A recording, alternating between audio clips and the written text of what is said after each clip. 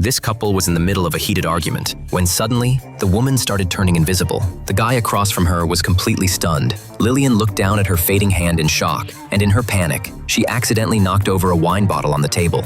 Arthur instinctively reached out to catch it, but to his surprise, his arms stretched like rubber. These strange transformations left both of them totally confused. That's when another friend rushed in, casually showing off his own superpower. He could light himself up like a human torch and snuff it out just as fast. But before he could finish bragging, Arthur's expression turned serious because one of their teammates had taken in way more radiation than the rest of them. Cut to the lab. Inside a treatment pod, a bald man named Jack was curled up in agony. His heartbeat spiked and then kept rising until it hit a jaw-dropping 690 beats per second. The pod couldn't handle it and collapsed under the pressure. Back outside the lab, Arthur was freaking out, but the room was locked from the inside, and without the passcode, they couldn't get in. Just when everyone was out of ideas, Arthur crouched down and slid his arm through the gap under the door. His fingers turned soft and stretchy like rubber, slipped through the narrow space, and returned to normal once he reached the lock. Click. The door opened from the inside. The trio rushed in, but Jack was already gone. Lying on the floor was a photo, and Arthur instantly knew